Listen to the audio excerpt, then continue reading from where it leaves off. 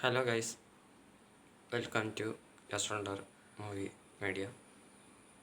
ഇന്നിവിടെ റിവ്യൂ ചെയ്യാൻ വന്ന പടത്തിൻ്റെ പേര് തുടരും.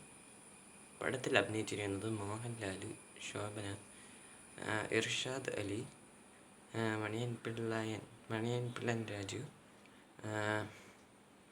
ഭാരതി രാജ, പ്രശാന്ത് വർമ്മ, പുതുമുഖം, ബിനു പപ്പു, ആനന്ദൻ തോമസ്, ആർഷ ബൈജു, ശ്രീജിത്ത് രവി, ജെയ്സ്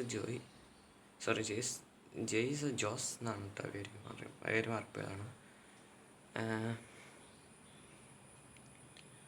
എന്നാലാണ് അഭിനയിച്ചിരിക്കുന്നത്. പടം ഡയറക്റ്റ് ചെയ്തിരിക്കുന്നത് ഓപ്പറേഷൻ ചാവയുടെ ഡയറക്ടറായിട്ടുള്ള തരൺ മൂർത്തിയാണ്. ഇങ്ങനത്തെ വേറൊരു പടം ഞാൻ വേറൊരു പടം കണ്ടിട്ടില്ല ഓപ്പറേഷൻ ചാവ അല്ലാതെ.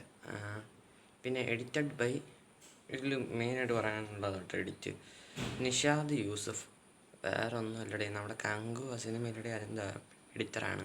അതിൽ എഡിറ്റിംഗ് ഷോക്ക് വരുന്നു. പിന്നെ ആ സിനിമ പൊട്ടുകയും ചെയ്ത്. പിന്നെ ഈ സംഭവം സത്യം ശരി ഒരു സംഭവം ഞാൻ പറയുന്നത് എത്ര പേർ അറിയാമെന്ന് പറഞ്ഞോടാ. ഒന്നുമില്ലടേ, ഈ എഡിറ്റർ മരിച്ചത് ഒക്ടോബർ 30-നാണ്. മീൻസ് കങ്കു ഇറങ്ങുന്നതിന് ഒരു 15-16 ദിവസം മുമ്പ്, മീൻസ് 2 ആഴ്ച മുമ്പാണ് ഇദ്ദേഹം മരിച്ചത്. അതുകൊണ്ടാണ് ഞാൻ കങ്കയുടെ റിവ്യൂലൊന്നും ഈ എഡിറ്റിങ്ങിനെ കുറിച്ച് ഞാൻ പറയാതിരുന്നത്. But it's good. The editing is good in this movie. The highlighted positive is that the editing ആണ് ഏറ്റവും വലിയ ഹൈലൈറ്റഡ് പോസിറ്റീവ് എനിക്ക് ഫീൽ ചെയ്തത്. പിന്നെ സിനിമാറ്റോഗ്രഫി ചെയ്തതിന് ഷാജി കുമാർ എന്ന് പറയുന്ന ഒരാളാണ്.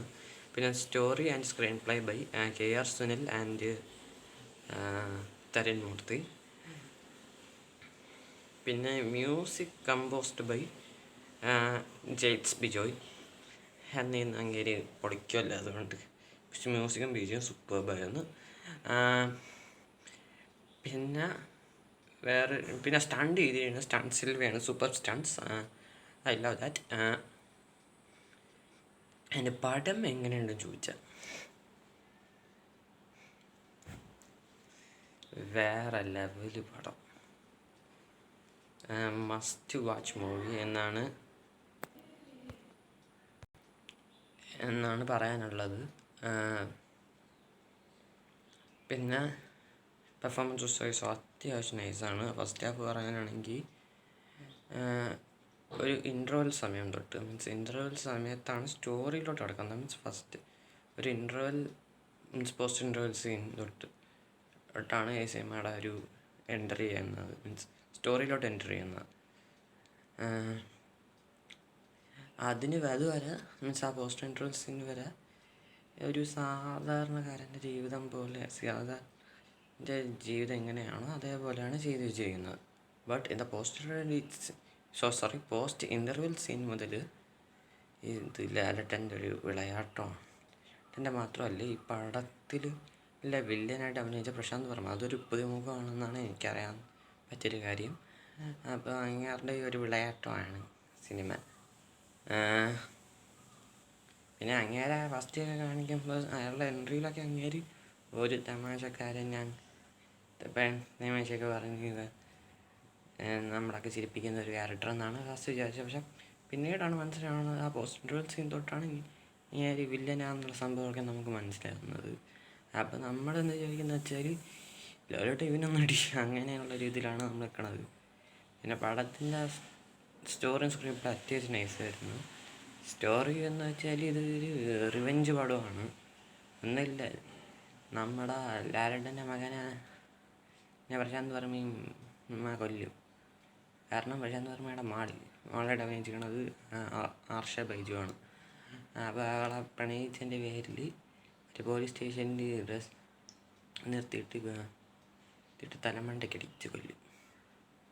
അപ്പോൾ അതിൻ്റെ റിവെഞ്ചാണ് ഈ സിനിമയുടെ പ്രമേയം എന്ന് പറയുന്നത്. മീൻസ് ലാലേട്ടൻ എങ്ങനെ റിവെഞ്ച് ചെയ്തു. എന്നിട്ട് ലാലേട്ടൻ അവസാനം കോർട്ടിൽ പറയും, ഞാൻ എൻ്റെ മകനെ കൊന്നിട്ടില്ല, മകനെ കൊന്നവന്മാരെയാണ് ഞാൻ കൊന്നത് എന്നുള്ളത് മീഡിയക്കാരോട് പറഞ്ഞിട്ടാണ് സിനിമ അവസാനിക്കുന്നത്. പിന്നെ പെർഫോമൻസ് വൈസ് ഞാൻ ഒന്നും പറയണം, അത്യാവശ്യം നൈസായിട്ടാണ് ചെയ്ത് വെച്ചിരിക്കുന്നത്. പിന്നെ പ്രൊഡ്യൂസ് ചെയ്തിരിക്കുന്ന എം രഞ്ജിത്ത് എന്ന് പറഞ്ഞ ഒരാളാണ്. ഇത് ആരാന്ന് എനിക്ക് അറിയണം. അതൊരു പൊതു പ്രൊഡ്യൂസറാണെന്നാണ് ഞാൻ കേട്ടതനുസരിച്ച് എനിക്കറിയുന്ന കാര്യം.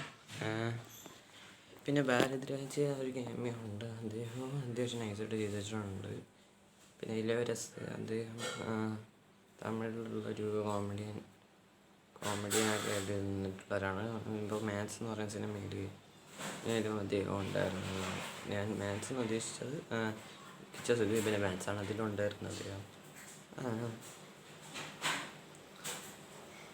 പിന്നെ ഇർഷാദ് അലി കംബാക്ക് എടുത്തിട്ടുണ്ട്. ചേട്ടനും പറ്റുന്ന എന്താണോ അദ്ദേഹം ചെയ്ത് വെച്ചിട്ടുണ്ട്. പിന്നെ ശോഭന ചേച്ചി ലാലേട്ടൻ ഒരുപാട് നാളിന് ശേഷം ഒരുമിച്ച് അഭിനയിക്കുന്ന സിനിമയാണ്. അതിലും എനിക്ക് അത്യാവശ്യം സന്തോഷമുണ്ട്. മീൻസ് ഇവർ അവസാനമായിട്ട് ഇവർ ഒരുമിച്ച് സ്ക്രീനിൽ കണ്ടത് സാഗറിലെ ജാക്കി റീലോഡിലാണ്. അപ്പോൾ അതിന് ശേഷം ഞാൻ ഒരു പടത്തിൽ ഇവർ അഭിനയിച്ചായിട്ട് ഞാൻ കണ്ടിട്ടില്ല. അപ്പോൾ നല്ല സന്തോഷമുണ്ട്. അവർ രണ്ടുപേരും അത്യാവശ്യം നൈസായിട്ട് ചെയ്യുന്നത്. ആനന്ദൻ തോമസ് ഞാൻ പറഞ്ഞല്ലോ, ലാലേട്ടൻ്റെ മകനായിട്ടാണ് ഈ സിനിമയിൽ അഭിനയിച്ചിരിക്കുന്നത്. ആ ഒരു ക്യാരക്ടർ പറഞ്ഞ വിധത്തിൽ, മീൻസ് തരുൺമൂർത്തി എങ്ങനെയാണ് എന്താണോ പറഞ്ഞത് അതേമാതിരി തന്നെ ചെയ്തു വെച്ചിട്ടുണ്ട് ചെറുക്കൻ.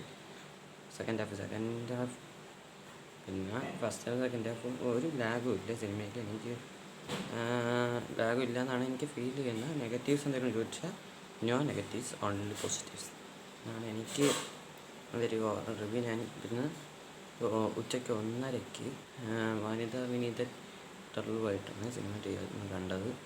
അപ്പോൾ അതിലും സന്തോഷമുണ്ട് ഈ പടം കാണാൻ പറ്റിയതിൽ. എന്തായാലും പടം കാണാത്തവരാണെങ്കിൽ കണ്ടു നോക്കുക. പിന്നെ ഈ വീഡിയോ ഇഷ്ടപ്പെട്ടെങ്കിൽ ലൈക്ക് ചെയ്യുക, ഷെയർ ചെയ്യുക, സബ്സ്ക്രൈബ് ചെയ്യുക. പിന്നെ ബെല്ലൈക്കണിൽ ഓൾ എന്ന് പറയുന്ന ഓപ്ഷൻ ഉണ്ട്, അത് ഒന്നാമത്തെ സഹായിക്കുക എന്ന് പറഞ്ഞിട്ട് കാലത്തേക്ക് ഞാൻ അവസാനിപ്പിക്കുന്നു. അപ്പോൾ ബൈ ബൈ, ഡെൽറ്റ വസ്കസ്. പിന്നെ ഒരു കാര്യം, 2025 എനിക്ക് ഏറ്റവും കൂടുതൽ ബെസ്റ്റായിട്ട് ഫീൽ ചെയ്തത് ഹിറ്റ് 3 എന്നാണ് ഇപ്പോഴും. ബട്ട് സെക്കൻഡ് ഇസ് തുടരും എന്ന് ഞാൻ പറയുന്നതിനോട് പോകുന്നു. ബൈ.